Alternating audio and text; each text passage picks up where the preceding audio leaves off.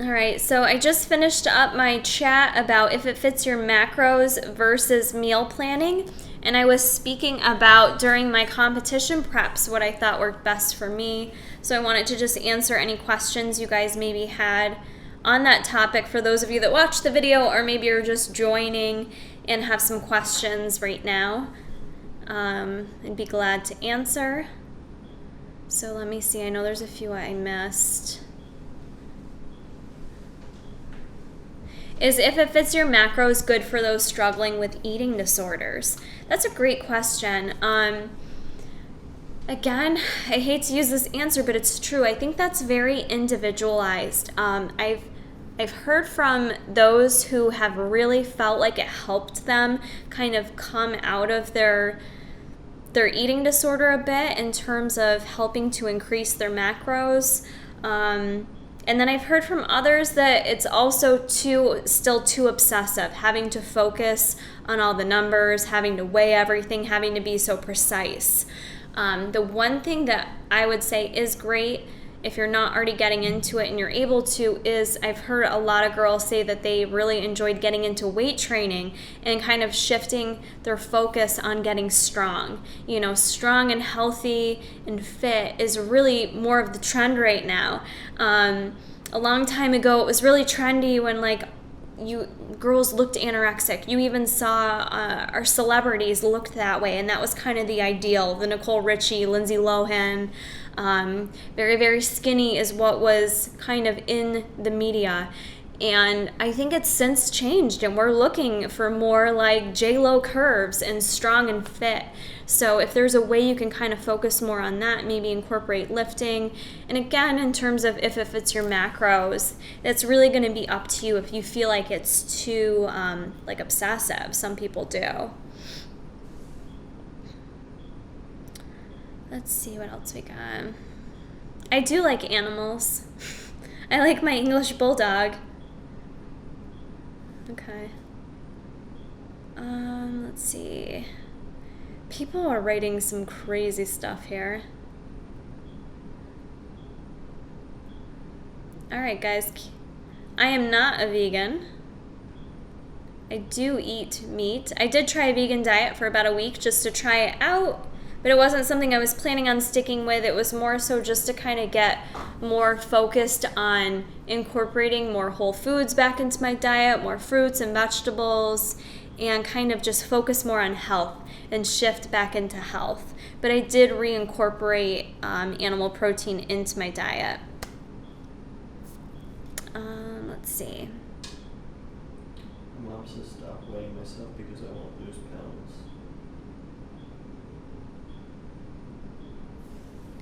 pounds. Oh my God, it's Lexi Hart. I wonder how often you're actually weighing yourself. Weighing yourself isn't going to dictate how much weight you lose, and it can go either way. Sometimes stepping on the scale can help keep you motivated and keep you on track. You can see changes, or you can kind of stay motivated if you're not liking the number you see.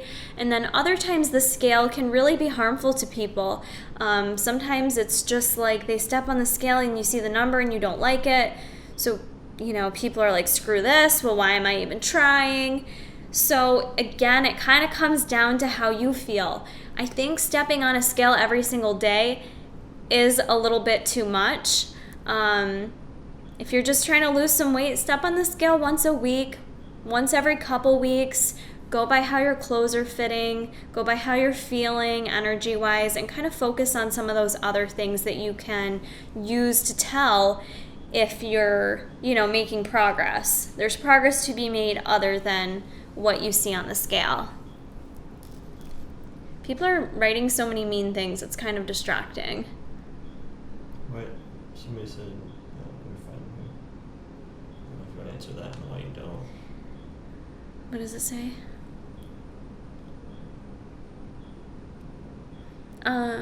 What does it say?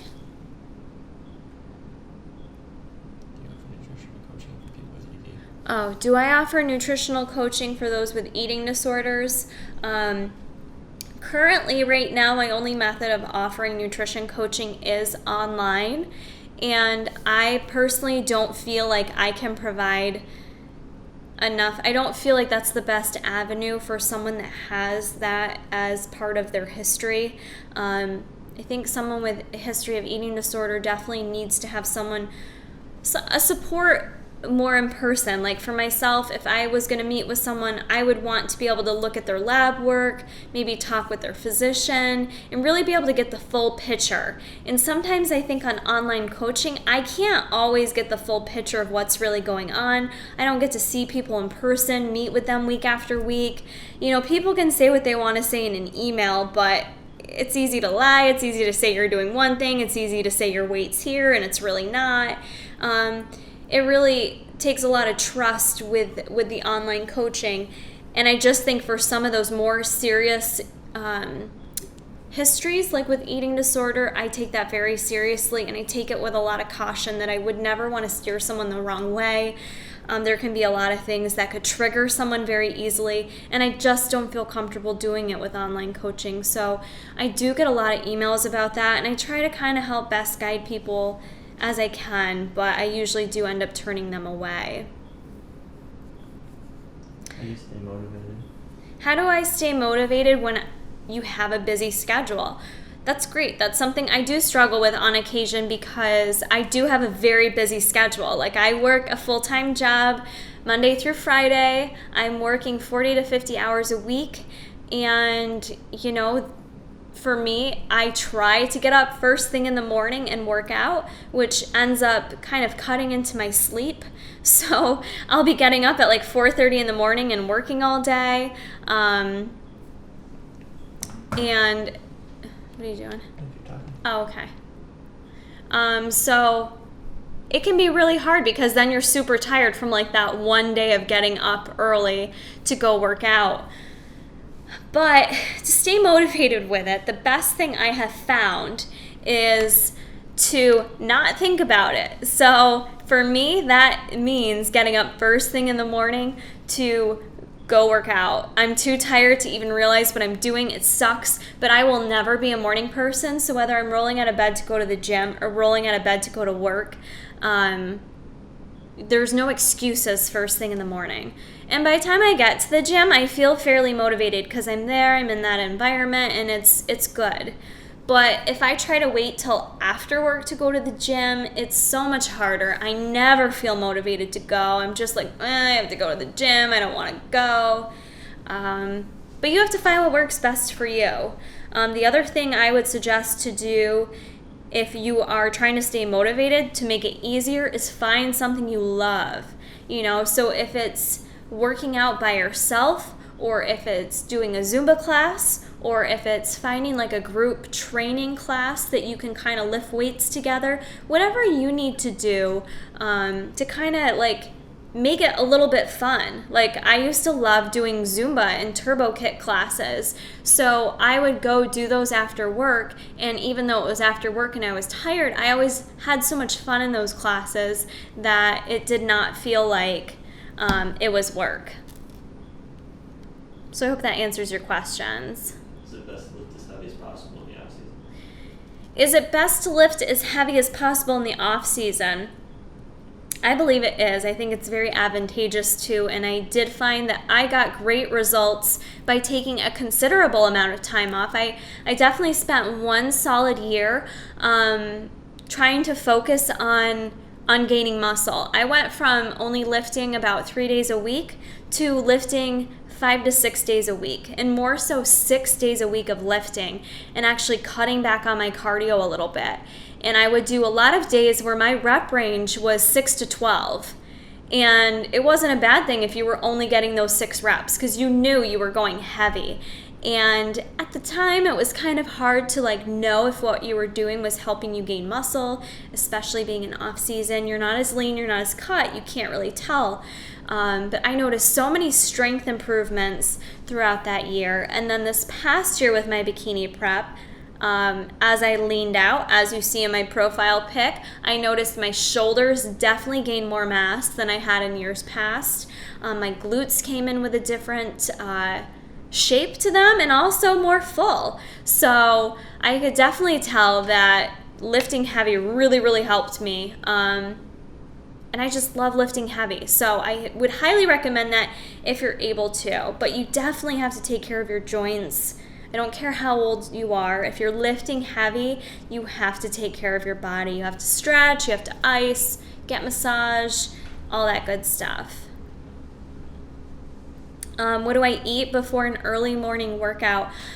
I honestly prefer not to eat before an early morning workout. As I mentioned, during the work week, an early morning workout for me is getting to the gym by, well, it can go anywhere from 5 to 6 a.m. So I'm not usually hungry or like wanting to spend time eating that early in the morning. And so I usually just go to the gym and train fasted. I actually prefer to train fasted. I feel better. My energy feels better. I've had days where I'm like, but I'm hungry, so I'm going to eat something. And then I eat something and I just feel kind of heavy and like it's in my stomach and I feel a little sluggish. So for me, I prefer to train fasted. On occasion on the weekend, I might, depending on what time I get up and what I'm going to lift and all that kind of stuff, I may have something small like a Quest bar or maybe even just like a banana protein shake, or just drink some branched chain amino acids or something. Currently, I work out usually, like my goal is 6 days a week, but like this past week I worked out 5 days a week. I took 2 rest days. It just depends, listening to your body, but I do prefer being in the gym atmosphere. I notice I manage my stress levels better when I'm in the gym if I go and start my day with a workout versus when I don't. But sometimes you just don't feel good, or you just need a day to yourself, a day for your body to recover, a day or two. It just depends. But I really do like lifting like 5 to 6 days a week. Cardio, on the other hand, I have not been doing as much as that, I'll be honest. That's probably why some of you said I don't look fit. But anyways. Blake Lewis, not being all smooth. How do you stay so pretty? Aw. Well, thanks for saying I'm pretty, because all these other people are being kind of mean. Yeah, Ashley, if you feel weak and dizzy training fasted, again, everyone's bodies are so different. If I felt like that, I would definitely have something with you, maybe a combination of a little bit of protein and carbohydrates. So, whatever works best for you. It's so individualized. I used to have to play around a lot, like when I was running, because I wouldn't want to go out and do a long distance run and not have any fuel in my body. So you have to play around with what you can consume that doesn't feel too heavy or mess with your GI system while you're working out. Oh, now you guys are being all sweet to me. Thank you. How do I feel about carb cycling with If It Fits Your Macros? Hi, Caitlin, Polly. I haven't done carb cycling in a while, but I think carb cycling with If It Fits Your Macros is a great approach. That might be something I might toy with in the future, to be honest, just to change it up. But I've done it before in the past, more so with meal planning. But I like the idea of carb cycling with If It Fits Your Macros because, again, it gives you options. And like I was speaking about in my video, the mental aspect of it, I like to be able to have some control and some say in the food that I'm eating. And carb cycling can work very, very great in terms of losing fat and not screwing up your metabolism. And for me, I found carb cycling very motivating too, because you could get through like your low carb day. You're like, oh, it sucks, low carb day. But you knew high carb day was coming. You always had that little dangling carrot of high carb day somewhere within the week. So that approach can really work nicely, actually. But you do have to pay attention to it. You have to kind of time it appropriately, I think, as well, with your higher carb days, with your heavier lifting days. I always like to do a higher carb day on like my legs, a leg day, and do a lower carb day on a day that I was just doing cardio or maybe a lighter lift if I could help it.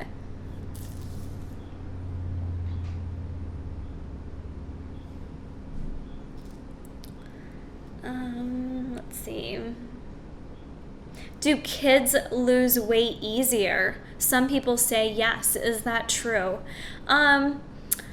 Well, if you think about it, in terms of like kids or adolescents, as you're growing during that period of time, you're going through puberty, you're growing, your metabolism is the highest it's probably ever going to be.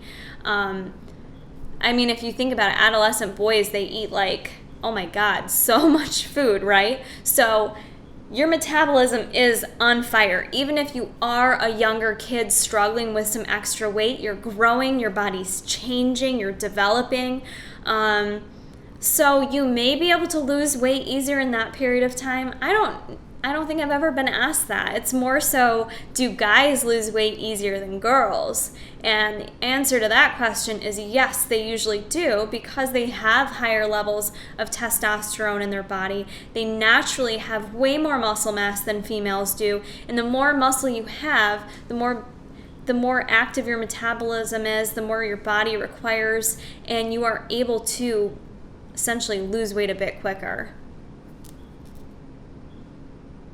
What's the best way to recover after a workout? That's a great question. I am not the best when it comes to recovery after a workout. A lot of times, I make the mistake of working out and then going to work and I sit for 8 hours straight with not a lot of movement. That's probably the worst mistake you can do. The first thing I would say for someone like myself, if you're training fasted, you're going to want to have some type of branched chain amino acids either during your workout or after your workout. And that can help with recovery, with replacing those the proteins in your body that you've broken down. And it can also help with maintaining that muscle mass. Glutamine's another helpful supplement in terms of recovery. A lot of times you'll see that combined in your branched chain amino acids. So in terms of supplementation, that's what I would recommend. In terms of post-workout, one thing I would say is don't just sit at a desk all day like I do. Get up, move around. It's hard sometimes when you're really sore that you kind of don't want to work out because you're so sore, right? But probably the best thing you can do is get up and move around, get some blood moving through your body, get some circulation going, and also make sure to stretch as well. Incorporating yoga into my regimen when I actually do it, it's noticeable differences in my recovery time. I recover so much quicker. My body feels so much better when I actually do that stretching and kind of take care of your body. And then again, you can always ice and heat, things like that are getting sore. Is sweating a lot normal for teens? You know what? Sweating is a fun thing. Well, it's not really fun, but you're talking to the queen of sweat right here, okay? If you're subscribed to my YouTube, you could see me sweaty on plenty of occasions because it does not take much for me, and I am just like dripping and flying sweat everywhere.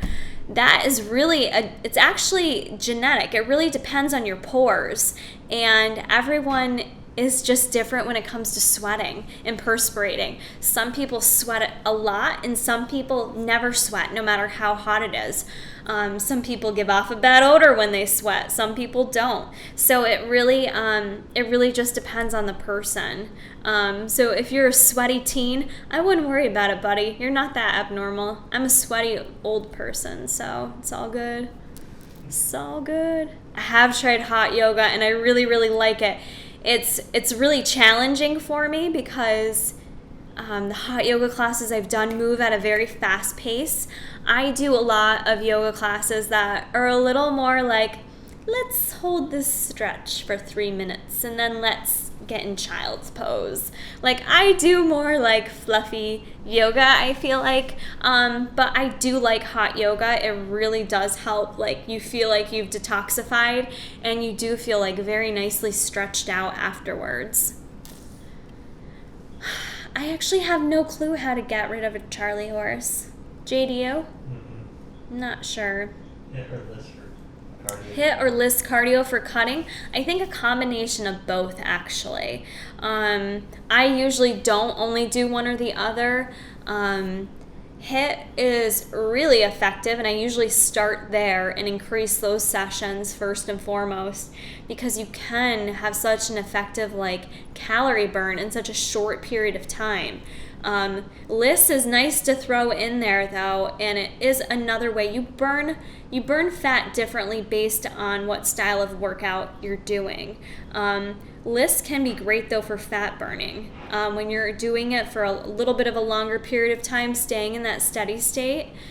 So a combination of both is nice, not only for the physical changes that you'll obtain, but also just mentally. It's nice some days to go to the gym. You're just doing like a lower steady state cardio that you can like put on some YouTube videos, maybe Kara Corey Fit Life, and just like zone out and do some cardio.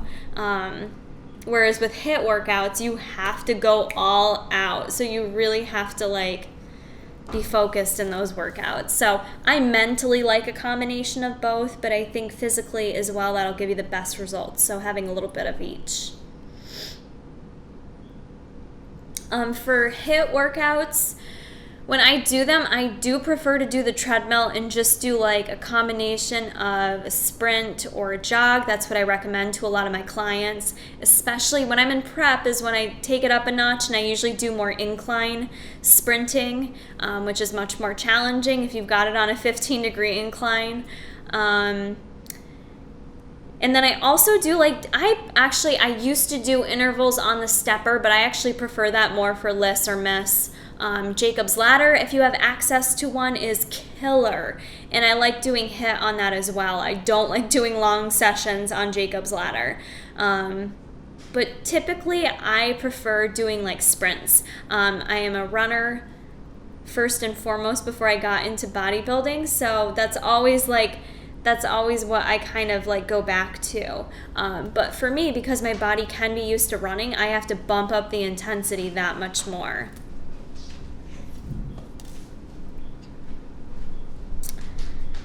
Let's see. How do I feel about competing as a trend? I do agree it's definitely a trend. I started in 2011, so it's really gotten big since then, and it's almost like everyone and their brother's competing. So in a way, it's great for the sport of bodybuilding. It's very expensive though, so it makes me wonder, because I didn't first compete until I was 28, I believe, 27, 28. So I don't get how people afford this when they're so young, because girls are competing at like 17. Oh my God. I didn't even have a cell phone. I was 17. But I think it's great if someone does it and it makes them feel good about themselves and they feel like it's a positive experience. But it worries me a bit too with the trendiness of it, that it can have potential to cause a lot of girls issues with their eating, disordered eating, and that bad relationship with food. But I do kind of think social media in general can do that right now anyways. But you have to really be able to take critique to be a competitor, to get on stage and to feel like you're in your best shape and have someone look at you and point out all the things that aren't good enough can be really, really challenging. So if you're someone that's going to compete, you just have to be able to handle all that. And I'm not sure that all these girls that are going out there and competing are really understanding the aftermath that can occur after a competition. I'm the OG bikini girl. I love that. That's for sure.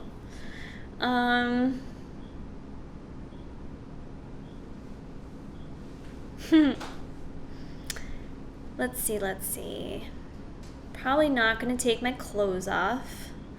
Is that Ab King? I'm going to change his profile picture. It is. Get some abs.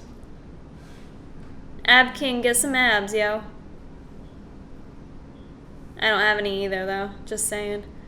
I don't have a next show planned as of yet. Why does someone keep asking if I'm on my period? Do I seem bitchy? I don't understand that question. I don't understand. Are you like 4 years old asking me if I'm on my period? Who are these people? Who are these people? Oh my God. Yeah, so I don't have a show plan yet. I have to find out what pro shows they have lined up for 2017 because I would prefer to wait to compete after I have some time off just mentally. And to go back to a question I saw about how do you keep focused between competitions? That's a struggle, Julie, I'll be honest with you. It's something I'm struggling with right now. I'm not necessarily between competitions right now. I'm just kind of like post-competition because I don't have another competition planned. So it can be hard to lose. It can be easy to lose that motivation to go to the gym. For me, I've learned that I feel my best when I'm working out. Even if I'm not working out hard to be lean and cut like I'm not right now. But for me, I feel the best when I know that I'm doing healthy things, that I'm going to the gym. Even if it is just a 45-minute workout versus maybe a 2-hour workout I would have done for the competition. You just kind of learn in between shows that it's okay. Like, you're not going to be that same intensity. You're not going to, you don't have to be. It's okay to kind of back it off a little bit, but still stay, focused on your health and what makes you feel good and healthy. And if it's going to the gym, if it's going running outside, but it's also nice in between competitions to live life a little bit, go out to dinner with friends and family, which you can't do when you're competing as easily, things like that. So it can be hard. Like, I think the best tip is to try to find some other goal. Like, for me, a lot of times I'll maybe shift my focus to something different. Maybe I shift my focus to running and focus on running and signing up for a couple races, or maybe focusing more on yoga. And just maybe finding like a different fitness goal so that you're not losing motivation for your fitness altogether.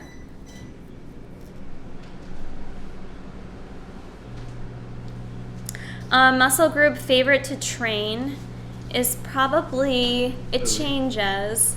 I do really like doing lower body. I really like doing glute focused movements. I am very quad dominant, and I like doing a lot of quad movements because I feel like I'm very strong with those. My hamstrings are something I've been working on for the past year, and now I really love doing hamstring and booty. So I'm just really loving the lower body, but I also love shoulders as well, because even when I'm not lean, I feel like I can do shoulders and still get a nice pump, and you feel like you're like, you look good, you look fit, you get like pumped up a little bit. So I don't know, shoulders. But then I like working back too, because there's so many different exercises you can do for back, so you can have so much fun with back, because it's like there's tons to do, upper back, lower back, and just like 9,000 different movements, different hand positions you can do, different bars, all kinds of stuff. So I just really like to lift. Lifting is my favorite.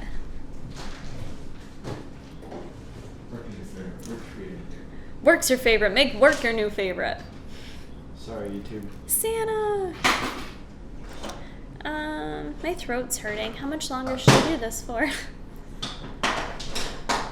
You guys still have questions? I've been talking for like 2.5 hours, so my throat hurts.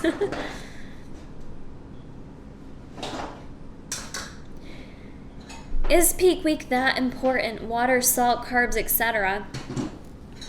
Well, there is different schools of thought on that. There are some coaches that really don't do your peak week like any different. The train of thought is, what I've been doing with you has been working thus far. Why change it that much? I'll be honest with you, in my competition peak weeks, I've always done some type of peak week with some type of little bit of water manipulation. I've done sodium manipulation. We've done carb depletion. And for me, it is very helpful. That last week, for me, everyone's body responds differently. But for me, if I deplete carbs and add just a little back in for the show, is usually when I look my best. So sodium, I don't really see a huge change in with manipulating sodium, but with water depleting, again, it's kind of like that shrink wrapping tip. where you can kind of like shrink wrap yourself by loading up on the water and then cutting it down, and it tightens you up a bit. So it is pretty important, but what's important is learning your body and how it responds. I'm so glad to hear you're still lifting, Caitlin, and that you're enjoying it. I think it's, you know, it can be a hard shift. Like, I was such a cardio queen before, and it's weird because I feel like I don't remember myself like that. Like, I can never shift back into that super cardio focus that I used to be. I would just rather lift all the time. And don't get me wrong, I don't hate cardio because I'm someone that requires cardio in order to kind of stay at my comfortable weight, but I would definitely choose like lifting over cardio like most days of the week. But I think this will conclude the Q&A session. And I appreciate all of you guys for watching. I hope some of you who watched and listened, asked questions, found it helpful. I'm glad to do any of these for you guys, to do more Q&As to help you out. It's not all the time you got a registered dietitian to sit here and give free advice. Again, it's very general advice, but I'm glad to help out and inspire anyone I can. So if you guys want to and have not already, please subscribe to my YouTube channel, Kara Corey Fit Life. You can find information there. Regarding my coaching, you can shoot me an email. You'll find my email there. And Snapchat and all that good jazz. So I hope you guys enjoyed this. Thank you for stopping by, and we'll see you in the next one.